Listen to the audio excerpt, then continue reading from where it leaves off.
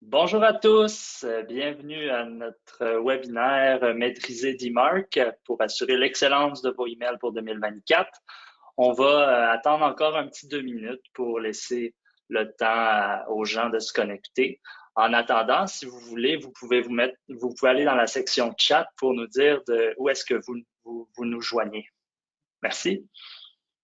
Bonjour à tous et bienvenue.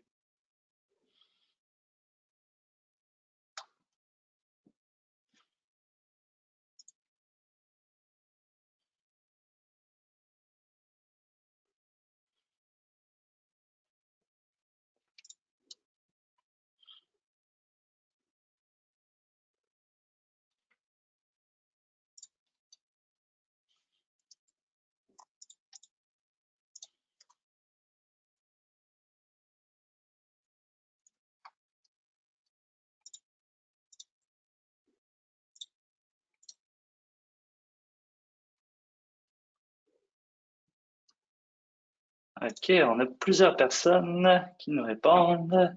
Chantal, École nationale de l'administration publique. Gina Goxpo, Caroline de Québec. Marie-Soleil de Scandinave Spa. Christian de Québec. Jonathan de Québec. Quentin d'Aix-en-Provence. Julie de Québec. On a du monde, on a du monde. Mathieu du ministère de la Famille. On a beaucoup de gens. Je vais arrêter de les nommer parce que bon, je vais y passer la journée, mais bienvenue, puis merci de participer, puis de nous dire où est-ce que vous appelez. On a vraiment une belle diversité. On a plusieurs personnes du Québec, puis on a aussi la France, on a quelqu'un de Puerto Rico aussi, c'est super. Ah, super. Vraiment un Bienvenue. webinaire international. Donc, sans plus tarder, on va pouvoir procéder avec le webinaire. Encore une fois, bienvenue à tous. Merci d'être parmi nous pour parler d'un sujet très important, maîtriser DMARC pour assurer l'excellence de vos emails pour 2024. Donc, on va se présenter. Moi, je suis Jean-Charles Moy, directeur marketing chez Dialogue Insight.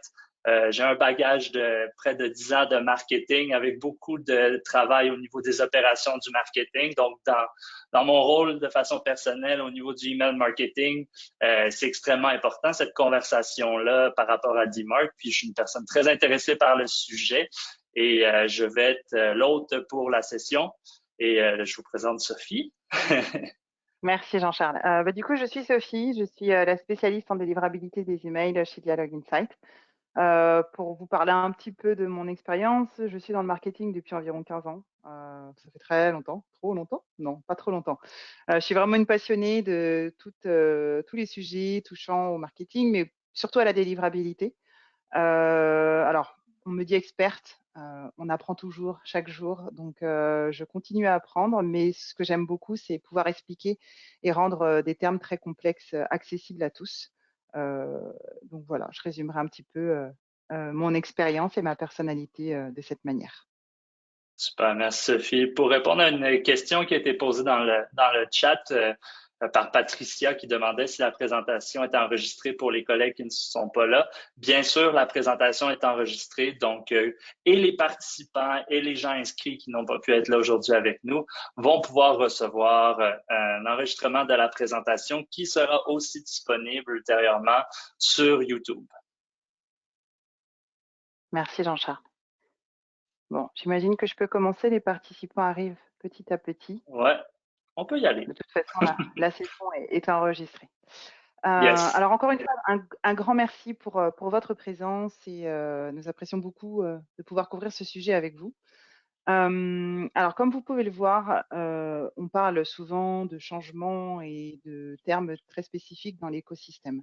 Il faut savoir qu'il y a beaucoup de ces thèmes, de ces termes qui s'entrecroisent dans l'écosystème email et c'est très compliqué de s'y retrouver. On peut maîtriser certains éléments, les campagnes, l'authentification, l'intelligence artificielle ou pas du tout, l'automatisation. Enfin, il y a énormément de termes et de d'éléments qui font que le marketing est complexe et aussi passionnant. Donc, notre objectif dans ce webinaire, c'est de rendre accessible et surtout compréhensible le sujet dont on va parler, entre autres, des marques et l'authentification de manière plus générale, et surtout de vous aider à optimiser votre temps de travail, à optimiser aussi votre compréhension, et surtout d'insister sur le fait que le canal email est un excellent moyen de communiquer. Il est rentable, il est efficace et il est largement accessible par tous. Chose que vous faites déjà, bien évidemment.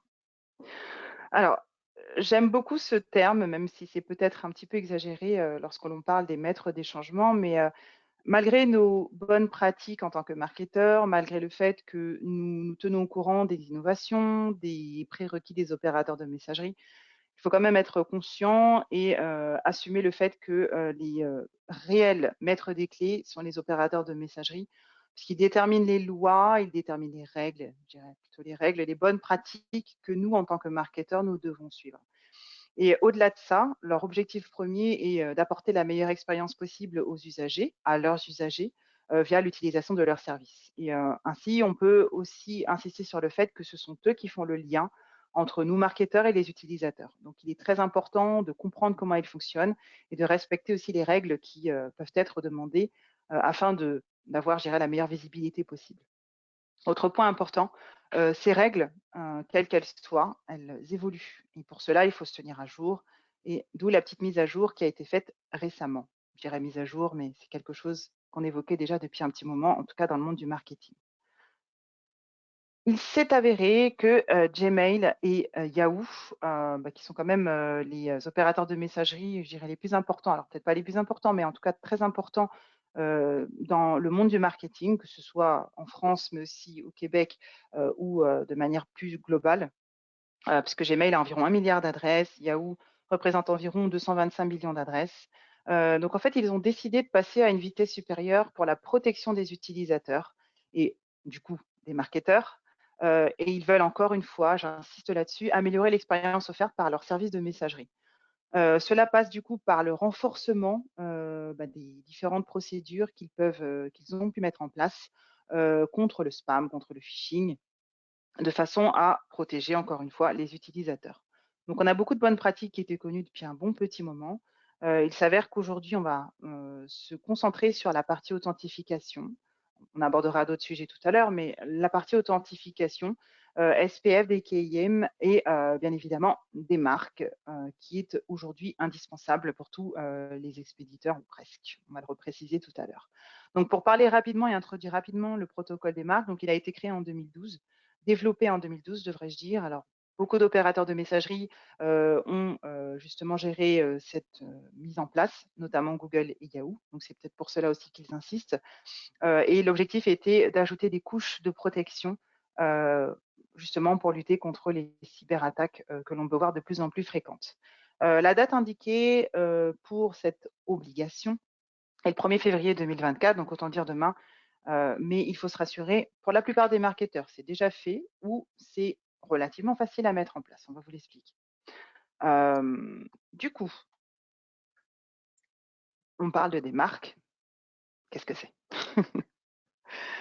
Alors, juste pour vous traduire l'acronyme, il s'agit de Domain-Based Message Authentication, Reporting and Conformance. Donc, très flou, très technique, on ne sait pas ce que c'est. Donc, en gros, si on devait traduire, rapport et conformité sur l'authentification des messages basés sur le domaine. Alors, l'objectif, c'est pas de vous perdre dès les premières slides. Disons que vous devez potentiellement connaître les SPF et les DKIM, qui sont des protocoles d'authentification d'un domaine d'envoi. Encore une fois, je suis très technique, mais on va rentrer dans le détail tout à l'heure. Mais si vous voulez, pour un petit peu schématiser la chose, vous avez différentes couches de protection et des marques et celle qui est qualifiée de haut standard. Donc, ce protocole est censé apporter des éléments supplémentaires au domaine pour éviter l'usurpation d'identité, entre autres. Donc, pour les marques, elle va leur permettre de garder le contrôle en authentifiant les domaines d'envoi. Elle va aussi donner des lignes directrices aux opérateurs de messagerie dès lors que l'authentification n'est pas conforme, chose que nous verrons dans le détail dans quelques instants.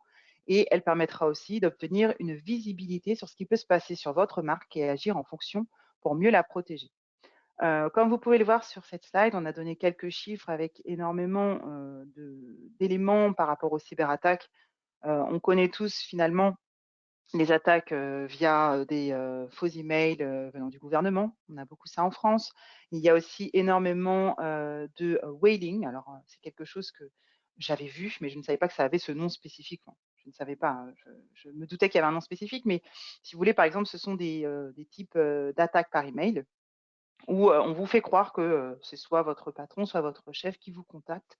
Et finalement, ce n'est pas du tout le cas. Mais l'objectif est réellement d'obtenir des informations personnelles ou d'utiliser vos informations personnelles à des fins criminelles, entre guillemets, en tout cas, quelque chose qui pourrait porter préjudice aux personnes. On parle aussi d'une société sur deux victimes de cyberattaques. Bien évidemment, on a énormément de tentatives, alors pas toujours avec succès, bien évidemment, et heureusement. Mais en France, par exemple, on a eu la FNAC en 2020 qui a été victime d'une campagne de phishing. Je l'ai reçue aussi. Donc, l'idée était de cliquer sur un lien parce qu'un paiement n'est pas passé ou autre, ce genre de choses. On a aussi Gmail en 2020, en avril 2020, qui a eu une malheureuse faille, mais qui a quand même permis d'usurper l'identité de n'importe quel utilisateur, donc c'était assez grave. En tout cas, malgré le fait que Google, pour le coup, est un opérateur de messagerie, mais malgré le fait que les éléments soient faits pour protéger les marques, il y a quand même énormément de risques pour les marques. C'est pour cela que des marques est mis en avant ces derniers temps. Avant d'aller plus loin, on a une petite question. On a une question de sondage. Je pense que ce serait intéressant de la poser maintenant.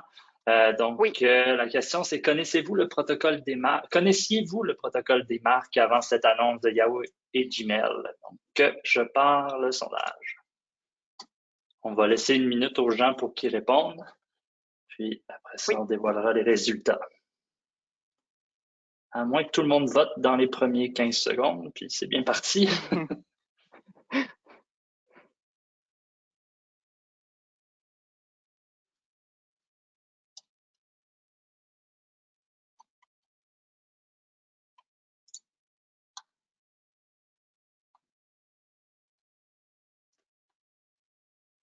OK, bon, ben, on va pouvoir fermer le sondage parce qu'on a eu beaucoup de votes. Donc, si je partage les résultats, 80% des gens ne connaissaient pas le protocole des marques avant cette annonce. Et quand même un bon 20% des gens ici présents qui étaient au courant des marques avant cette annonce. Donc, c'est super intéressant. Oui, tout à fait. C'est un sujet qui est mis en avant, mais qui est assez technique. Donc, ça peut expliquer aussi pourquoi les 80 autres pourcents ne connaissaient pas forcément. Alors, ils le connaissaient, mais pas dans les détails, je dirais. Merci beaucoup, Jean-Charles. Avant de rentrer dans le détail du fonctionnement de des marques, il est indispensable de dire que Gmail surveille les expéditeurs, alors surtout les expéditeurs dits de masse. Alors, j'aime pas trop ce terme, puisque on a l'impression que c'est un expéditeur qui envoie des milliards d'emails, même si c'est parfois le cas. En tout cas, ce sont des expéditeurs qui envoient de manière régulière des emails. Donc, selon les informations que l'on a pu trouver, il s'avérait que cette mise en place obligatoire de des marques concernait les marketeurs qui envoyaient plus de 5000 emails par jour. Donc, quel qu'il soit, à partir du moment où on passe ce seuil, où on atteint ce seuil, il est indispensable de mettre en place des marques.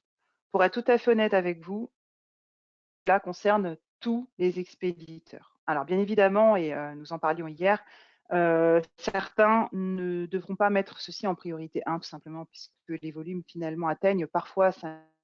Ce n'est pas toujours le cas. Mais vraiment, afin de ne pas avoir un wagon de retard, je dirais, par rapport aux évolutions qu'amènent parfois les opérateurs de messagerie, il est vivement conseillé de le mettre en place au plus vite, je dirais, au courant de l'année 2024, si les seuils demandés de 5000 emails par jour n'est pas atteint. Mais ceci est vraiment important puisque au-delà de mettre en place et de répondre aux critères demandés par Gmail et Yahoo, pour la protection de votre marque et des domaines d'envoi que vous utilisez, ceci est préférable. Donc, si je résume pour Oui, l'audience, oui, du moment qu'on envoie 5000 emails une fois, on rentre dans la ligne, puis faudrait se conformer. Donc, c'est tout pas une à fait. question c'est pas une moyenne par Non, semaine de 5000 emails, c'est la journée où il y a 5000 emails qui sortent de notre compagnie. Ben, on doit rentrer dans le cadre de DMARC, puis se conformer. Tout à fait. Tout à fait. Tout simplement parce que, d'autant plus que si on a peu de volume et d'un coup un énorme volume comme celui-ci, je dirais qu'il ne faut entre guillemets pas attirer l'œil des opérateurs de messagerie. Il faut vraiment se conformer aux demandés. Euh, je, alors, je n'ai pas les chiffres exacts, mais la plupart des expéditeurs ont mis en place les protocoles SPF ou des KIM. Euh, c'est une couche supplémentaire en plus et au-delà de protéger les utilisateurs et d'être demandé par les opérateurs de messagerie, ceci est très important aussi pour les marketeurs puisque cela protège leur marque. Donc, c'est très, très important, quel que soit finalement le volume. Alors, bien évidemment, comme je le disais tout à l'heure, il y a sans doute d'autres priorités pour les petits expéditeurs, mais il est préférable de prendre le train en marche plutôt que d'attendre et de se dire, oh la mince, on va augmenter notre volume, il faut qu'on mette tout ça en place. On parle beaucoup des marques et c'est vrai que ça a mis un petit peu de panique auprès des expéditeurs. On ne connaît pas, est-ce que c'est déjà fait? Est-ce qu'on peut le faire facilement? Donc c'est un protocole qui est vraiment très important effectivement, mais il y a d'autres choses qui sont demandées, qui sont mises en avant par les opérateurs de messagerie.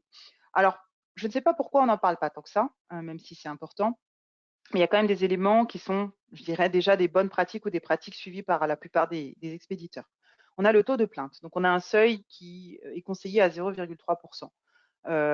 Alors, pour être tout à fait honnête avec vous, je conseille 0,1%. C'est un conseil que j'ai l'habitude d'avoir entendu quand j'ai commencé ma carrière, surtout dans la délivrabilité, mais c'est quand même un chiffre qu'il est important de conserver, puisqu'au-delà de ça, ne serait-ce que Gmail, ils peuvent commencer à devenir un peu soupçonneux sur votre trafic. Et puis, le taux de plainte, je vais le repréciser parce que c'est vrai que je le dis comme si tout le monde pouvait le savoir, mais c'est cliquer sur le bouton «Ceci est un courrier indésirable» ou «Ceci est un spam» quand vous recevez un email. Il est important de bien prendre en considération cette insatisfaction, je vais y arriver, c'est vous avez comprise, par rapport aux utilisateurs qui n'ont pas forcément souhaité recevoir cet email, ou alors du moins ils se sont inscrits, mais ce n'est pas le contenu qu'ils attendaient. Enfin bref, il faut prendre en compte ces éléments pour faire mieux, pour améliorer votre programme email. Deuxième point, et là ça rejoint un petit peu ces plaintes, sauf que là on parle de désinscription. On parle de désinscription alors en one click, unsubscription ou désinscription en un clic. Alors ça peut rejoindre aussi le sujet du list unsubscribe, donc qui est un lien qui peut apparaître. Alors si je prends Gmail en opérateur de messagerie en exemple, vous avez un petit lien qui peut apparaître et qui permet de se désinscrire assez facilement et qui peut apparaître selon la réputation de l'expéditeur, mais ça, c'est un autre sujet. En tout cas, il est nécessaire de bien le mettre en place, mais surtout que la suppression du contact de la liste d'opt-in de l'annonceur soit très rapide. En général, quand un utilisateur demande à être désinscrit, c'est pour maintenant, c'est pas dans 5 jours. C'est très, très important de prendre cette suppression en compte le plus rapidement possible, puisque si entre-temps, dans vos différents email automatisé, par exemple, vous avez des envois qui continuent à être effectués, vous n'aurez pas une demande de désinscription, mais des plaintes. Donc, ceci est un spam. Et là, ça devient très problématique pour vous puisque c'est, je dirais, des indicateurs négatifs et qui peuvent avoir un impact sur votre réputation. Donc, très important à prendre en compte. Je rajouterai une toute petite notion technique à ce process de désinscription, cette procédure de désinscription. C'est la norme RFC 8058. Donc, c'est un élément que j'ai pu lire, notamment sur LinkedIn, qui rajoute un élément technique à cette procédure, qui en gros donne des normes spécifiques pour ce lien de désinscription. Bien évidemment, ceci concerne plus, a priori, votre routeur. En tout cas, c'est important de le souligner. Troisième point, l'enregistrement DNS inversé valide. Autre point qui est en général géré par le routeur et géré dans les premiers éléments de configuration. Donc, pour la faire simple, il consiste à relier votre IP à votre domaine et vice-versa. Ce sont des vérifications qui doivent être faites facilement et que les opérateurs de messagerie, lors de leur vérification, doivent être amenés à faire facilement également. Je suis Sophie, je vous envoie un email. Est-ce que je suis bien Sophie? Est-ce que j'utilise bien cette IP de manière régulière? En tout cas, tout un tas de vérifications qui doivent être accessibles et faisables facilement. L'autre point concerne le format des communications. Alors, pour être plus clair là-dessus, encore avec une norme bien spécifique, il consiste finalement à formater vos communications, vos emails, avec l'entête, le pied d'email, les textes, les images, avec des normes bien spécifiques précisées dans la norme RFC 5322. Encore une fois, ce sont des éléments qui sont en général faits par défaut, gérés par votre routeur. mais je peux vous dire que les expéditeurs ont par défaut ces pratiques-là, je dirais. Dernier point, et c'est un sujet qui est évoqué depuis un bon moment maintenant, mais qui est encore plus souligné, je dirais, par Google et Yahoo, en tout cas dans les indications qu'ils nous ont données récemment, c'est la connexion chiffrée TLS, TLS pour Transport Layer Security.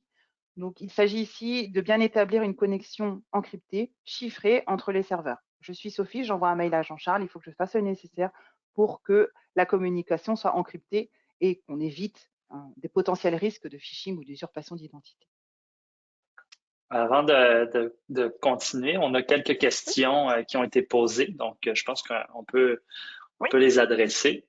Donc, la oui. première est de Charlotte qui demande, est-ce que le fait que nos infolettres tombent dans les spams est en raison de la non-installation de DMARC? Alors, j'aimerais pouvoir répondre de manière catégorique à cette question. Alors, pas nécessairement, tout simplement puisque la date limite, je dirais indiquée par Gmail et Yahoo, est le 1er février. En revanche, pour être tout à fait transparente et pour avoir écouté d'autres webinaires et d'autres informations sur le sujet, nous ne savons pas comment les Gmail, Yahoo ou autres opérateurs de messagerie vont réagir après le 1er février. C'est-à-dire que je suis expéditeur, je n'ai pas mis en place des marques. Qu'est-ce qui se passe pour mes emails? Donc là-dessus, on n'a pas de certitude. La seule chose, c'est qu'on demande justement à ce que ce soit mis en place pour éviter les potentiels problèmes. Pour votre souci, je pense qu'il s'agit plus potentiellement du contenu ou alors de plainte ou de réputation. Donc, il y a différents éléments qui pourraient jouer malheureusement dans cette balance. Je pense qu'il faudrait investiguer davantage pour en savoir plus. Je ne pourrais pas garantir que ce soit la faute à la non mise en place de des marques. Cela demande des vérifications qu'on peut faire bien évidemment. Mais je ne garantirais pas que ce soit ça, en tout cas, pour l'instant, de prime abord. Merci beaucoup. La prochaine question de Marianne, qui est une question par rapport à la plateforme Dialogue Insight. Comment aller mesurer notre taux de plainte dans DI? Alors, vous avez des informations dans la partie résultats de vos courriers. Vous avez l'attrition des utilisateurs et vous pouvez voir le nombre de plaintes qui sont données sur vos envois. Donc, c'est un des éléments possibles. Alors, aussi un côté un peu technique, il y a aussi la mise en place des boucles de rétroaction qui permettent finalement de remonter, d'avoir des remontées d'informations. Donc ça, c'est plutôt géré côté routeur, je vais y arriver. Mais je dirais, le premier lieu où aller pour pouvoir vérifier vos plaintes, c'est dans les résultats, dans les statistiques de vos campagnes, où vous verrez dans la partie attrition des utilisateurs les plaintes potentielles de vos utilisateurs. Puis après, ça peut se voir aussi par rapport à l'adresse. Bon, ça, c'est une recherche qui peut être faite. C'est plus au cas par cas, mais là, je me doute bien que vous n'allez pas vérifier sur 150 000 adresses qu'il y a une plainte. En revanche, première vue, résultat statistique de vos campagnes. Puis une question un peu similaire, mais c'est plus du côté des fournisseurs ben, pas des fournisseurs de services, mais oui, des fournisseurs de services Oui. comme Gmail, de Christian. Est-ce que Gmail nous permet de connaître quel est notre taux de plainte? Alors, très flou pour Gmail. C'est une excellente question. On a toujours cette problématique. Il y a des exigences faites par Gmail, mais nous, de notre côté, on n'a pas d'informations, en tout cas aussi claires que certains opérateurs de messagerie. Ce que je conseillerais, et c'est effectivement un bon point, c'est la mise en place de Google Postmaster Tool. Donc, pour vous résumer cet outil, c'est une sorte d'interface que Google met à disposition de tous les expéditeurs d'email. Je pourrais vous envoyer les procédures après le webinaire aussi, puisque c'est un excellent point qui vous permet d'avoir accès à certaines données par rapport à votre domaine, par rapport à votre IP, sur lesquelles vous verrez sur un certain temps. Je crois qu'on remonte jusqu'à 120 jours pour certains expéditeurs. Vous aurez accès au taux de plainte, vous aurez accès à la réputation de votre IP, de votre domaine sur Gmail. Donc, c'est Google Postmaster Tool. Leur site est très bien fait, il est très bien expliqué pour la mise en place de cet outil. Et je pourrais faire un petit topo après coup pour donner des indications à tout un chacun, puisque je pense que cela ne concerne pas qu'une personne, mais plus. C'est le seul moyen, je dirais, d'avoir une vue sur la réputation que vous pouvez avoir sur Gmail. Parce que sur Microsoft, on a aussi un outil de la même manière qui est un petit peu plus précis, je pense. mais sur Google, en tout cas, c'est accessible à tous les expéditeurs en faisant quelques petites manipulations techniques, encore une fois, mais c'est accessible. Alors, on a quand même beaucoup de questions qui ont été posées, puis bon, par souci de continuer la présentation, on va procéder. On va essayer de répondre à toutes les questions à la fin dans la section questions. Mais si jamais on n'a pas l'opportunité de vous répondre, on prendra le temps de vous envoyer une réponse par écrit là, pour votre question. Super, merci beaucoup Jean-Charles. Alors, on parle des marques authentification. Qu'est-ce que c'est? Comment on pourrait définir l'authentification? Alors, j'aime beaucoup cette image. Donc, be who you are, the person you pretend to be has no excuse for your behavior. Donc, cela reviendrait à dire d'assumer qui on est, dans le sens où on a une identité bien spécifique. Alors, je parle d'une personne lambda, je dirais. Et il est très important, je dirais, ou très imagé et compréhensif du coup, de définir l'authentification d'un expéditeur comme la carte d'identité d'une personne. Une personne qui viendrait chez vous et qui ne se présenterait pas, qui ne dirait pas qui elle est, pourquoi elle est là, ce serait très suspect. Donc, imaginez la même situation par rapport à des opérateurs de messagerie où vous êtes un expéditeur, vous envoyez des emails à Sophie, mais par contre, on ne sait pas qui vous êtes, on ne sait pas ce que vous faites là, pourquoi vous êtes ici. Donc, l'authentification, c'est comme une carte d'identité d'un expéditeur, c'est définir l'identité digitale d'un expéditeur, et cela par différents protocoles. On en parle depuis tout à l'heure, je pense que vous les connaissez maintenant, SPF, DKIM et des marques. L'idée, c'est de donner un maximum d'informations via ces différents protocoles pour confirmer que tel expéditeur est bien lui avec ce domaine et cette IP. Alors, on parle d'authentification. Alors, pourquoi elle est importante? Je pense qu'on a un peu introduit le sujet.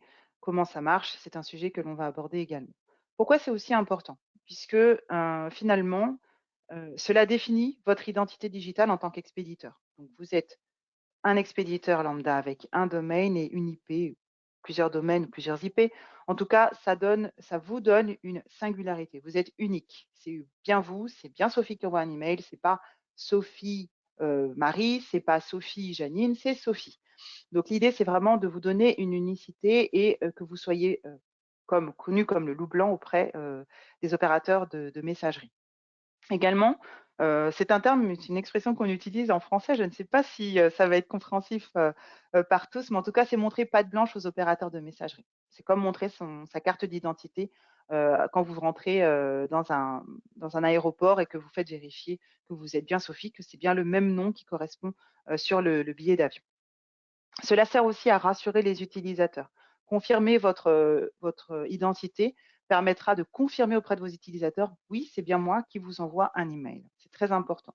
Et au-delà de ça, et on en parle depuis le début, cela évite toute situation un petit peu compliquée, délicate et floue d'usurpation d'identité et de toute autre arnaque. Puisque l'idée, encore une fois, c'est de protéger les utilisateurs. Alors, on rentre dans du technique. Je vais tâcher de passer vite puisque je n'ai pas envie de vous perdre avec toutes ces problématiques techniques. On va vous parler tout à l'heure de zone DNS, de NS, puisque ce sont à ces endroits, je dirais, ce sont ces éléments qui sont importants par rapport à la configuration de démarque. Donc, c'est quelque chose qui est parfois totalement transparent si vous n'êtes pas dans la configuration. C'est souvent géré par, vos équipes techniques, les équipes IT pour certains, les équipes informatiques de manière plus générale. Donc, finalement, la zone DNS, c'est un espace administratif qui permet un contrôle plus granulaire des composants DNS. Toujours flou.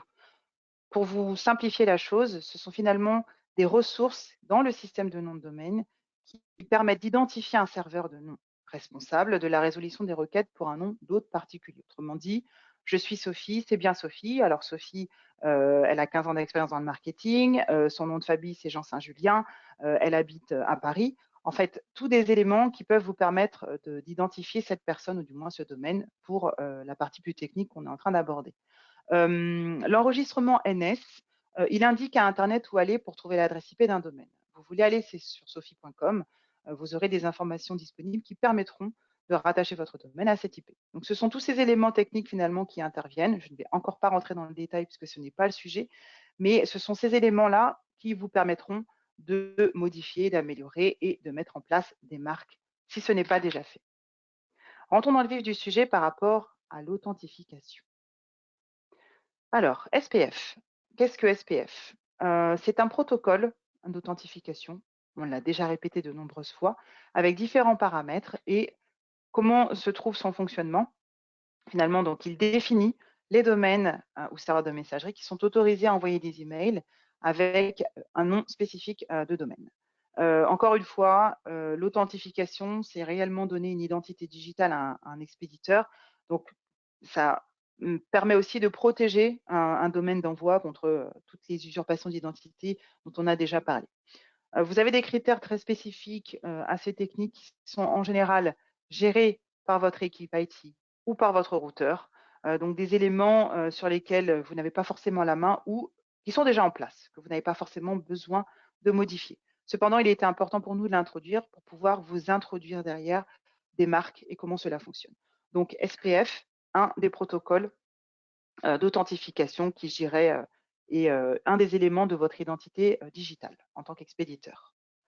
La deuxième partie concerne DKIM, je dirais le deuxième protocole qui est très très important puisqu'il s'agit ici d'un protocole technique qui vise à créer une clé encryptée pour votre domaine d'envoi. Donc on a plusieurs, je dirais, comme je le disais au tout début, des couches permettant de définir votre identité digitale en tant qu'expéditeur. Des KIM permettent d'encrypter finalement les différents critères que vous pourriez avoir en place. On a laissé un petit exemple pour que vous voyez de quoi il s'agit. Alors encore une fois, et cela nous n'avons pas mis en copie d'écran, mais si vous nécessitez de l'aide ou des explications par rapport à cela, ces éléments-là peuvent être vérifiés aussi dans l'entête des emails. Alors, quand vous allez sur Gmail par exemple, vous pouvez cliquer sur les 3 petits points et vous avez accès à, je dirais, à la version originale de l'email avec tous ces éléments et vous verrez parmi toutes les lettres et tous les éléments à disposition SPF, des KIM. Vous avez d'autres protocoles d'authentification qui sont précisés ici. Là, on va juste se focaliser sur des KIM, SPF et DMARC dans quelques instants. Mais en général, ce sont des éléments qui sont gérés par votre routeur et que vous pouvez aussi voir dans vos emails quand ils sont envoyés sur les opérateurs de messagerie.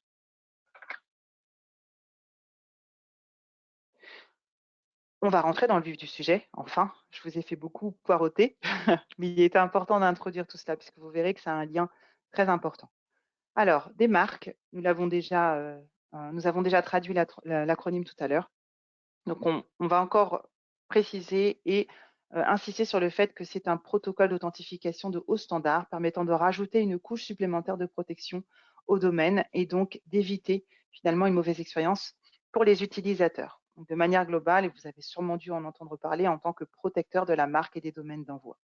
Différents critères ou du moins paramètres sont possibles dans la configuration du démarque. Nous verrons cela dans le détail tout à l'heure. Et en général, il s'agit du routeur pour la mise en place, il s'agit donc du travail du routeur pour le mettre en place, ou alors du service technique ou informatique, de façon à configurer cela en fonction de vos attentes en tant que marketeur par rapport à votre programme email. Alors, on parle des marques, mais comment ça fonctionne? Puisqu'on a détaillé un petit peu SPF tout à l'heure et des KIM aussi. Aujourd'hui, des marques fonctionnent comme ceci.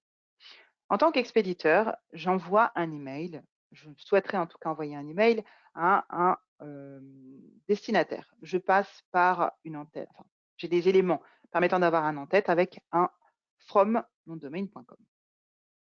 Mon destinataire devrait recevoir mon email. Comment cela se passe en réalité?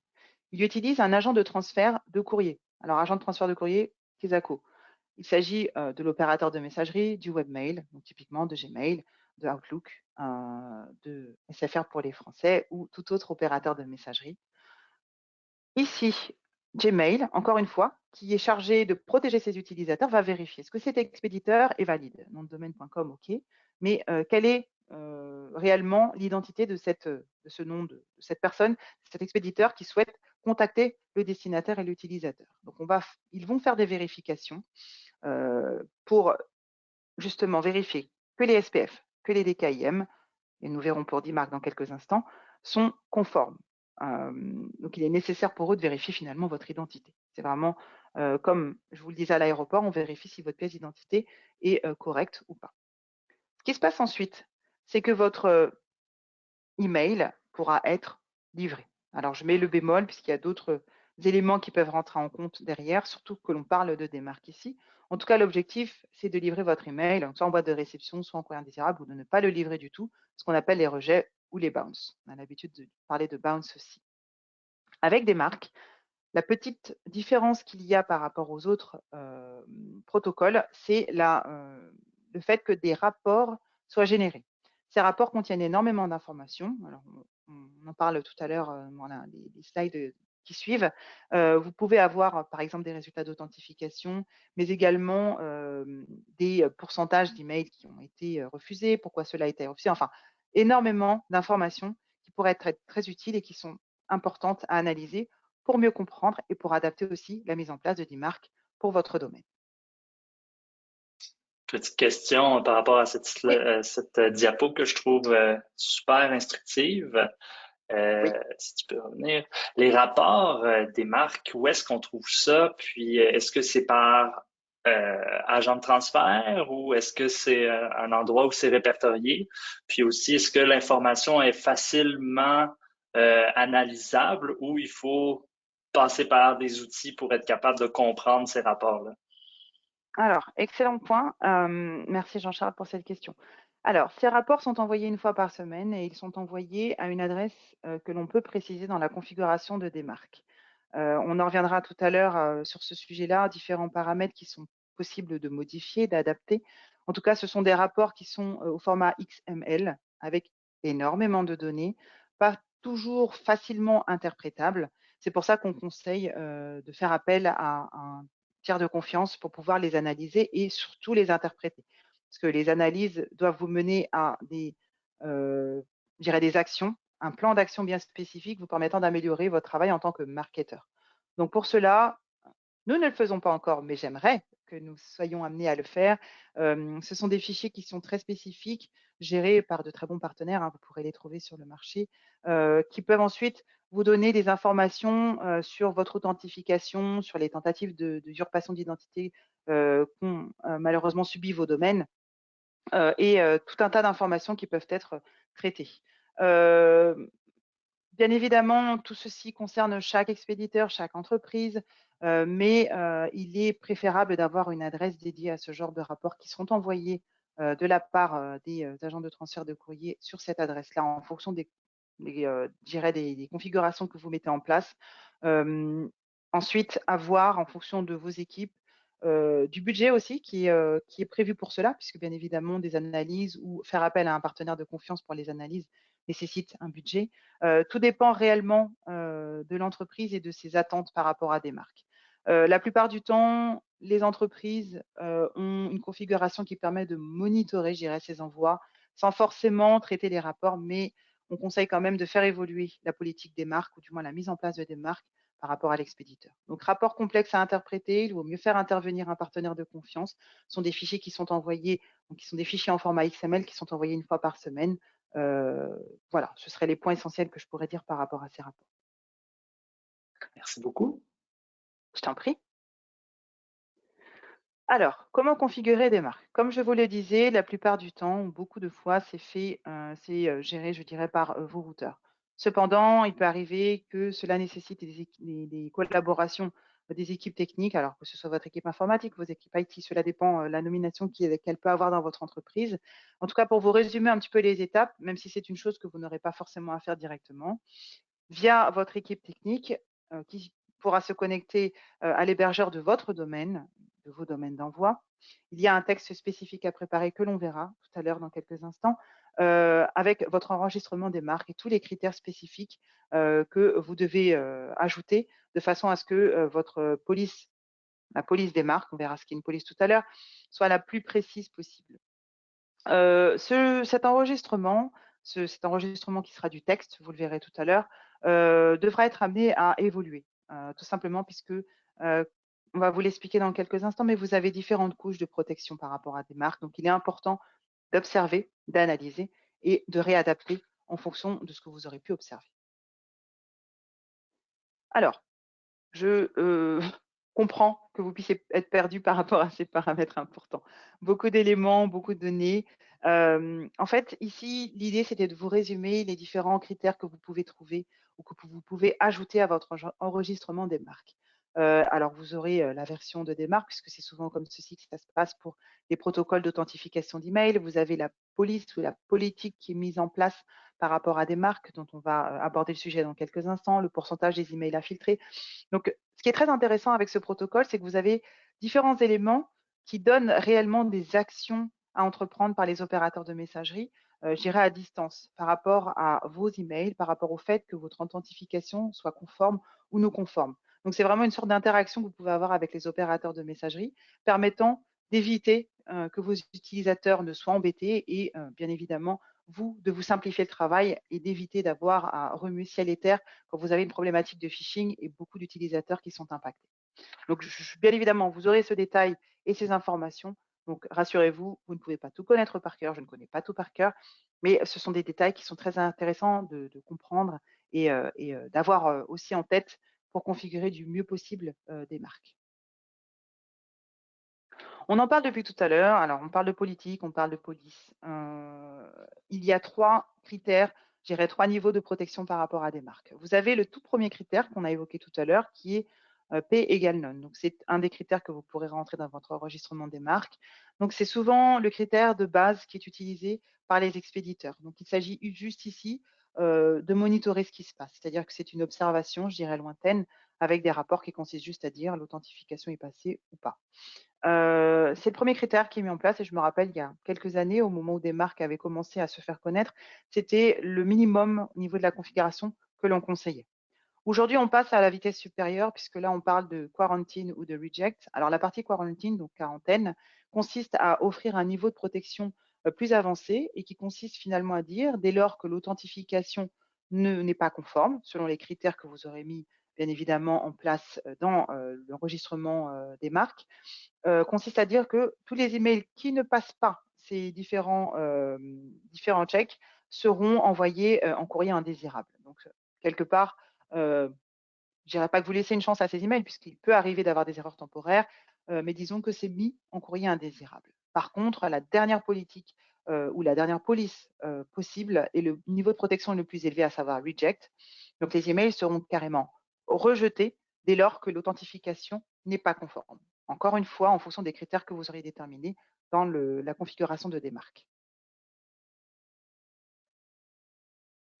Alors, un exemple de configuration conforme, en tout cas une possibilité de configuration des marques. Donc, comme vous le voyez ici, on a la version de démarque, rien d'exceptionnel ici. Vous avez la police ou la politique qui est mise en place. Comme on l'a vu tout à l'heure, vous avez 3 possibilités, non, quarantine ou reject. Ici, on a décidé de la mettre en rejet, en quarantaine. Donc, on met en courrier indésirable, que je ne confonde pas, que je ne vous perde pas.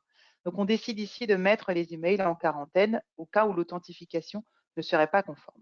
Comme je vous le disais tout à l'heure, je vous ai listé énormément, nous vous avons listé énormément de critères possibles pour la configuration de votre démarque. Vous avez ADKIM, ASPF qui sont des balises facultatives. Quand vous avez ADKIM égale R, c'est une façon de demander un alignement partiel de DKIM. Comme je vous le disais, il peut arriver des erreurs temporaires qui font que cette fois-ci, le protocole DKIM ne sera pas totalement conforme ou alors le protocole SPF ne sera pas totalement conforme. En tout cas, ici, vous rajoutez une sorte de, je dirais, de granularité ou de possibilité d'avoir cet email qui, malgré une authentification qui ne passerait pas, pourrait atteindre la boîte de réception potentiellement de vos utilisateurs. RF, cela concerne la partie rapport. Donc, ce sont des rapports qui concernent, qui couvriront en tout cas les informations sur l'authentification de l'expéditeur. Est-ce que c'est valide? Est-ce que ce n'est pas valide? Et le PCT égale 100, donc pourcentage des emails qui devront être filtrés en cas de vérification d'authentification est égal à 100. Donc, 100% des emails qui ne passeraient pas l'authentification en fonction des critères décidés sur des KIM et SPF, des critères de vérification, ils ne passeront pas la boîte de réception, ils iront en quarantaine ou en courrier indésirable. Donc, très technique, mais en gros, on peut le lire de cette manière. On a mis en place des marques.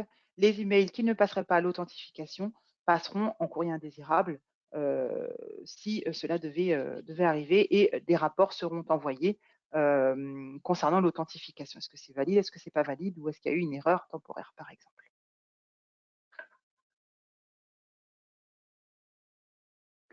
On revient rapidement sur les rapports, juste pour vous résumer un petit peu la chose, puisqu'on en a parlé tout à l'heure. Donc, des rapports qui sont au format XML, qui sont envoyés une fois par semaine. Vous avez différents types de formats. Vous avez différents types de rapports. Des rapports qui sont très détaillés, des rapports qui ne couvrent que la partie authentification, des rapports qui vous précisent aussi l'action des marques les actions des marques qui peuvent être effectuées par les opérateurs de messagerie.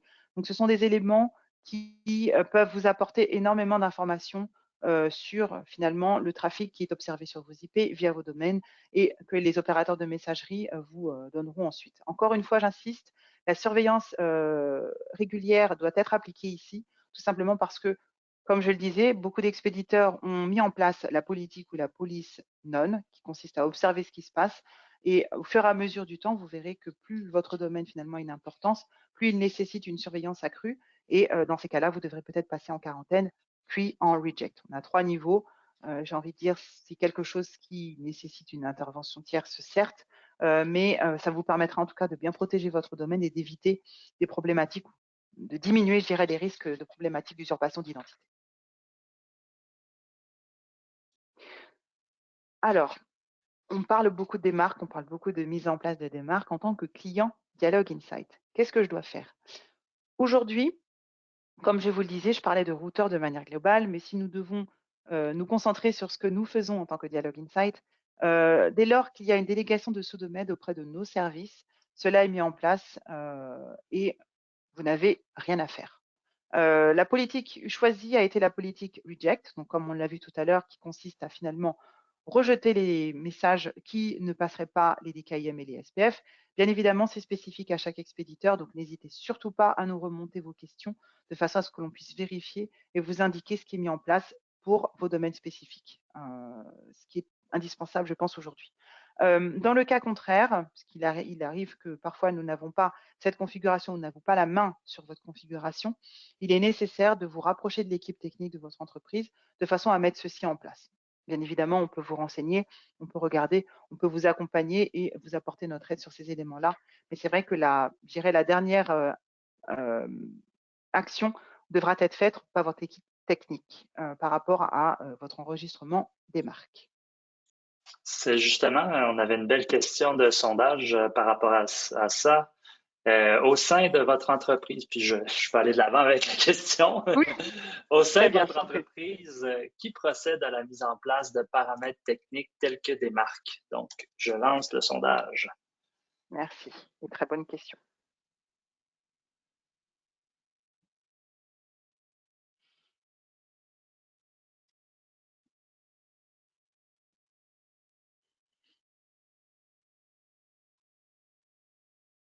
C'est très intéressant.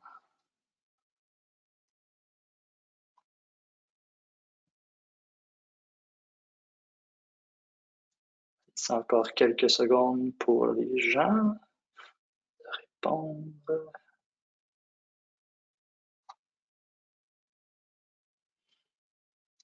OK. Bon, on a quand même un nombre acceptable de gens qui ont rempli le sondage. Donc, si je le ferme puis que je présente les résultats, donc 65%, c'est l'équipe informatique ou l'équipe technique. On a 5% des gens que c'est une personne de l'équipe marketing, 1% que c'est le routeur, puis on a quand même 30% des gens qui ne le savent pas. D'accord, très bien. Moi, c'est intéressant, effectivement. Alors du coup, pour ceux qui ne savent pas, n'hésitez pas à nous remonter vos questions de façon à ce qu'on puisse faire nos vérifications ou vous aiguiller du moins pour pouvoir comprendre et identifier la personne qui pourrait vous aider sur ce sujet. Par rapport aux clients Dialogue Insight, savoir s'ils sont tous conformes. Alors, nos équipes du service client ont fait le nécessaire pour faire des vérifications et c'est encore en cours. Alors, même si on est bientôt le 1er février, certes, mais en tout cas, n'hésitez pas de votre côté à poser des questions. Si vous avez un doute, j'ai pu déjà voir quelques questions de clients passés. Nous les renseignons, nous les aidons, nous les aiguillons de façon à ce que ce soit, je dirais, un sujet qui soit un peu dédramatisé. Bien évidemment, encore une fois, j'insiste, nous avons mis des instructions sur notre site avec une checklist bien définie, les éléments à vérifier pour la mise en place de des marques, et bien évidemment un travail en collaboration, parce que l'idée n'est pas de vous présenter des marques et de vous laisser vous débrouiller. On essaie quand même de vous accompagner, de vous donner des indications de façon à ce que ce soit le plus, je dirais, translucide possible pour vous. Donc, n'hésitez pas à remonter les questions. C'est vraiment important. Et d'ailleurs, cette fameuse checklist est disponible dans le panneau de contrôle GoToWebinar dans la section documents à distribuer. Donc, vous pouvez déjà aller chercher le PDF à cet endroit. Merci Jean-Charles. Encore une fois, j'insiste, nous sommes là pour vous répondre, mais si cela n'est pas encore fait et que vous savez exactement la personne à qui s'adresser, vous savez vers qui vous dirigez pour mettre en place des marques.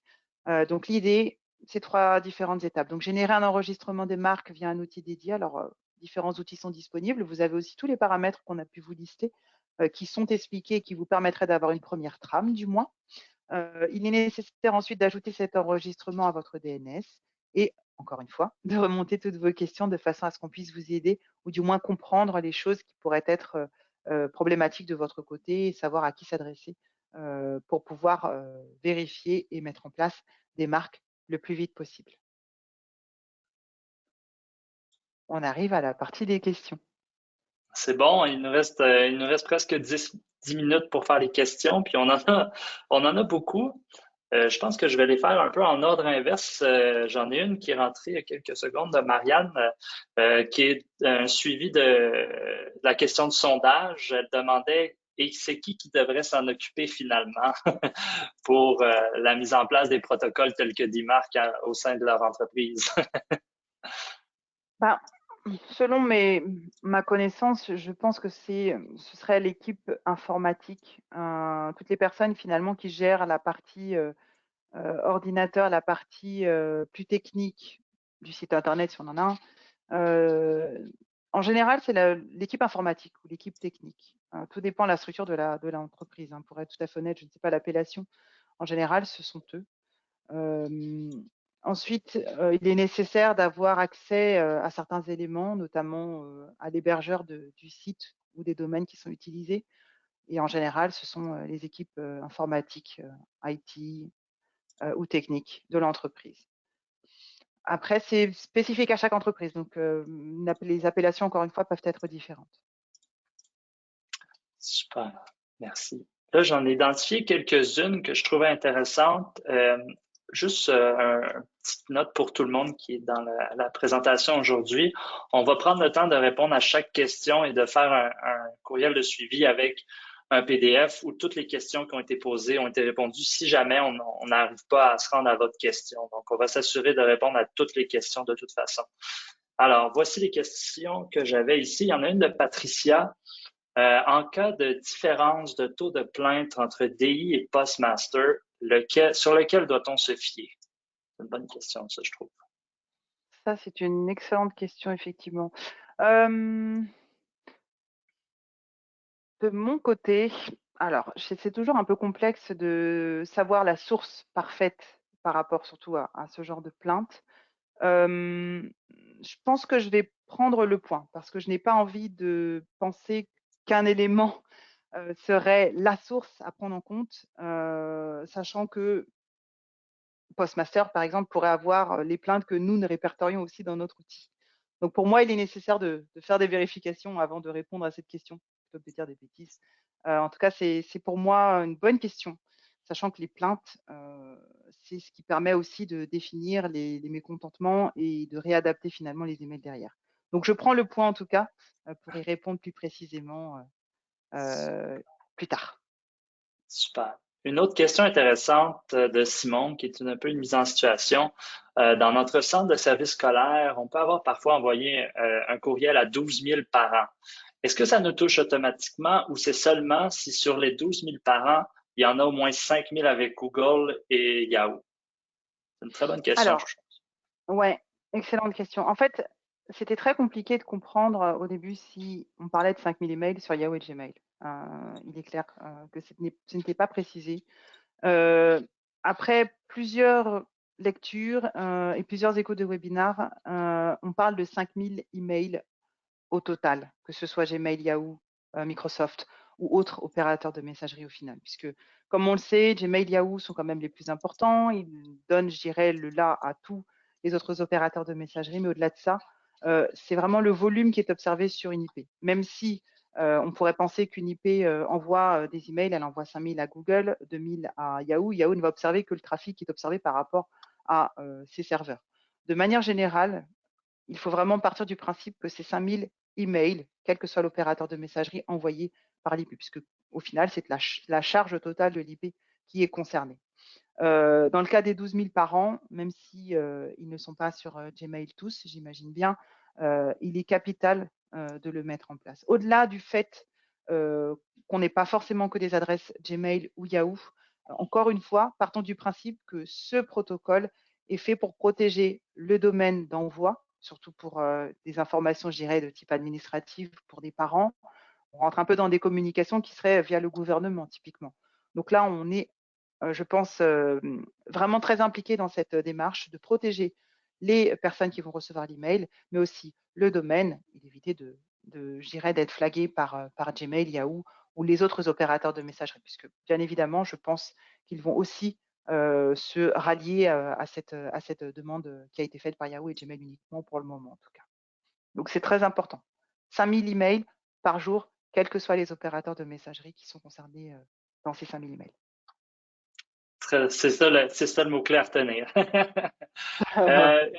Une autre bonne question de Pascal. Est-ce que le fait qu'une même adresse IP envoie des infolettres sous différents noms d'expéditeurs peut être problématique? Par exemple, nous avons une infolette générale au nom de l'entreprise, mais aussi des infolettes d'événements au nom de l'événement. Oui, je vois. Donc, potentiellement, on pourrait croire que la même IP est utilisée par divers expéditeurs. Alors, à partir du moment où différents sous-domaines, alors je ne sais pas si j'ai bien saisi, en tout cas, si différents sous-domaines sont utilisés, encore une fois, la configuration des marques concerne chaque expéditeur, chaque nom de domaine d'expéditeur utilisé. Le fait d'avoir différents, je dirais, noms d'événements avec la même IP, potentiellement, on pourrait considérer que cette IP ou ces IP, selon ce qui est mis en place, sont des IP dites mutualisées, mais on a souvent les mêmes domaines qui sont utilisés. Donc, je pense qu'il est important de veiller à une configuration en fonction des différents sous-domaines. Moi, je parle vraiment de domaines ou de sous-domaines. Les noms d'événements sont souvent configurés à la main via un autre paramètre. Et là, on n'est plus sur le domaine en lui-même. Donc, on peut changer finalement l'expéditeur. L'adresse d'expédition, la partie avant le at quelque chose, donc domaine.com par exemple, on peut la changer à la main. C'est vraiment la partie après le at qui nécessite cette configuration et cette protection, puisque la partie avant, on peut la modifier à loisir. Maître Sophie, Maître Jean-Charles, nom de domaine, on peut le faire, mais c'est le nom de domaine qui doit être protégé. Donc, je ne sais pas si je réponds tout à fait à la question posée, mais en tout cas, c'est vraiment le domaine qui est utilisé pour envoyer des emails qui doit être modifié, différents noms d'événements. Je pense que ce n'est pas forcément très problématique. Bien évidemment, il ne faut pas utiliser 150 000 non plus. C'est surtout le nom de domaine qui compte. Super. Je pense qu'on a le temps encore pour quelques petites Oui. questions. Donc, j'en ai une autre d'Edith qui demande quelles sont les informations qu'on devrait retrouver sur le rapport d'E-Mark versus le rapport de délivrabilité qu'on trouve sur la plateforme DI? Alors, je pense il faut bien distinguer les deux, hein. C'est-à-dire que là où sur notre plateforme, on aura énormément d'informations sur l'envoi en lui-même, des indicateurs bien spécifiques d'ouverture, de clics, d'éventuels problèmes de livraison ou de livraison tout simplement. On a vraiment des informations, je dirais, plus globales sur les performances de la campagne. Le rapport des marques se focalise beaucoup plus sur la partie authentification et la partie communication, je dirais, entre les serveurs d'expédition et les serveurs de destination. On n'a pas du tout cette granularité de performance de la campagne. Nous, notre plateforme permet d'avoir des performances de telle ou telle campagne, des ouvertures, des clics, d'avoir, je dirais, une vision plus marketing, là où la partie rapport des marques est plus technique. Donc, pour parler et mettre en rapport les deux, je dirais que les rapports des marques compléteront les rapports de statistiques présents dans la plateforme Dialogue Insight, mais je dirais que l'un ne peut pas se substituer à l'autre. Les rapports des marques sont vraiment des rapports très techniques, très spécifiques, qui rajouteraient des informations importantes aux rapports que l'on peut voir sur Dialogue Insight. Super. Là, on arrive à 11 heures, mais j'avais une dernière petite question que je pense qu'on pourrait répondre pour ceux qui ont encore le temps. Puis bon, ça va se retrouver dans l'enregistrement. Et comme je l'ai précisé précédemment, on va s'assurer de répondre à toutes les questions puis de vous faire un suivi Oui. avec un document qui aura toutes les réponses à toutes les questions qui ont été posées aujourd'hui. Une question de Judith qui dit les configurations nécessaires se feront dans les serveurs, entre parenthèses, côté client, pas dans la plateforme DI, n'est-ce pas? Oui, c'est bien Peut-être ça. spécifier cette finalité.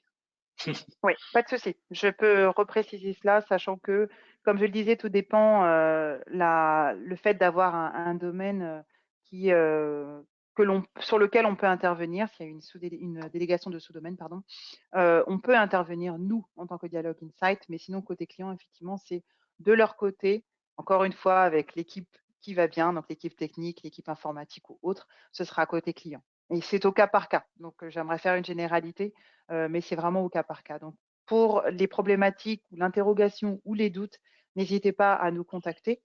D'ailleurs, je vais vous repréciser ici l'adresse spécifique qui vous permettra de poser vos questions supplémentaires ou éventuellement vos doutes. Et aussi, n'hésitez pas à vous rapprocher de vos gestionnaires de compte pour que l'on puisse investiguer et vous donner toutes les pistes possibles, toutes les indications possibles pour vous permettre d'être conforme le plus rapidement possible, sachant que c'est déjà initié pour beaucoup de clients. Et voilà, ça conclut notre webinaire sur DMARC. Sophie, ça a été un plaisir de t'écouter puis de prendre la balle au bon quelquefois pendant la présentation. Je pense que c'est un sujet extrêmement important puis qui a généré beaucoup d'intérêt, comme toutes les questions qu'on a vues aujourd'hui. Comme mentionné par Sophie, si vous avez besoin de nous contacter, vous avez les adresses ici, vous avez le site web qui est disponible aussi, qui vient d'être revampé cette semaine. Vous pourrez aller voir et puis nous dire ce que vous en pensez aussi. Puis évidemment, ben, la liste qui se retrouve dans les documents téléchargés de GoToWebinar se retrouve ici aussi. Donc, lorsqu'on vous enverra la présentation, il sera possible de cliquer là-dessus puis de le retélécharger. Sophie, merci beaucoup. Merci infiniment, Jean-Charles. Merci à tous. Au revoir. Au revoir, bonne journée.